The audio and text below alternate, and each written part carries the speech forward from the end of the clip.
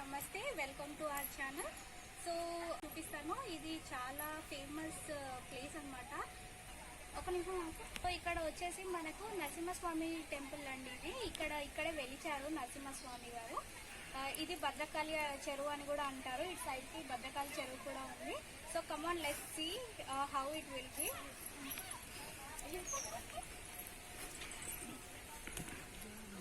ఇవి స్టెప్స్ అండి. ఇవి ఎన్ని స్టెప్స్ ఉంటాయి యాక్చువల్లీ నేను ఎప్పుడు కౌంట్ చేయలేదు.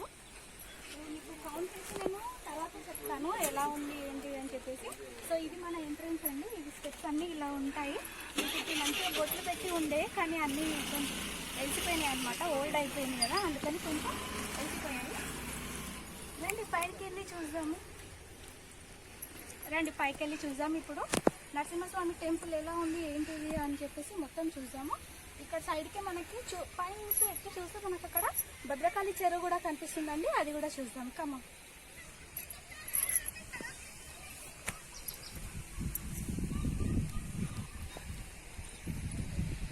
మరి అంత లెంత్.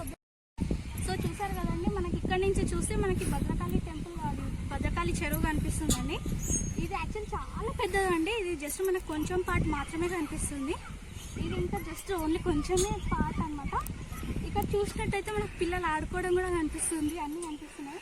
ఇక్కడ మధ్యలో మనకి చిన్న టెంపుల్ కూడా ఉంటుందండి, దానికి కూడా వెళ్ళొచ్చు మనము. చాలా ఇది సేమ్ కొండనేనండి. ఇది కొండనే మెట్లుగా చేశారు. స్పెషల్గా దీనికి స్టెప్స్ అంటూ ఏం క్రియేట్ చేయలేదు. ఇక్కడ చూసినట్టయితే ఇది మొత్తం బండనేనండి. దీనికి స్పెషల్గా వాళ్ళు మెట్లు ఏం తయారు చేయలేదు. ఉన్న కొండనే వాళ్ళు కొంచెం గీకి దాన్ని స్టెప్స్గా క్రియేట్ చేశారనమాట. మనం పై వరకు వచ్చేసాము. నేను కొంచెం రెస్ట్ తీసుకున్న తర్వాత మళ్ళీ మనకు ఒక కోరిక ఏంటంటే దేవుడిని ప్రార్థించడం. So come on let's go. ఇదేనండి గుడి. మనం గుడి పై వరకు వచ్చేసాము, మెట్లు ఎక్కేసాము. ఇప్పుడు ఈ గుడి మీకు ఎందుకంత ఇంపార్టెంట్, ఏంటిది ఈ గుడి గురించి అని చెప్పేసి నేను మీకు అన్నీ చెప్తానండి. అది చాలా చిన్న గుడి అండి. జస్ట్ ఒక 1 రూమ్ అంతా ఉంటుంది అనమాట. దాని లోపల వచ్చేసి ప్రత్యేకత ఏంటంటే అక్కడ ఒక గుండం ఉంటుందండి. అక్కడ స్వామివారు నివసించారనమాట. స్వామివారు నివసించిన కొంచెం దూరంలో ఒక గుండం ఉంటుంది. మీరు చూసినట్టయితే ఇది ఒక పెద్ద కొండ. అసలు కొండలో వాటర్ ఇంటి పైకి రావడమే ఆశ్చర్యం.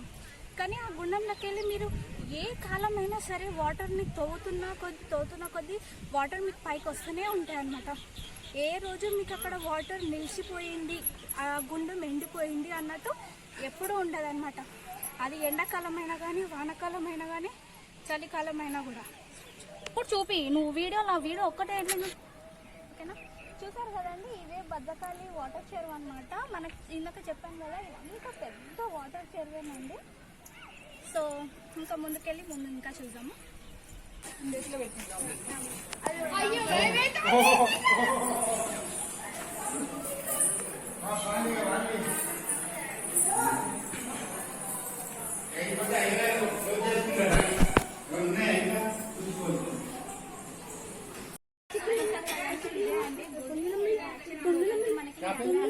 అందుకే నేను లోపల వరకు తీసుకొని వెళ్ళలేదు, జస్ట్ పై వరకు.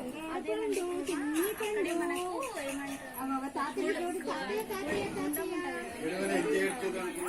అక్కడే లక్ష్మీ నరసింహస్వామి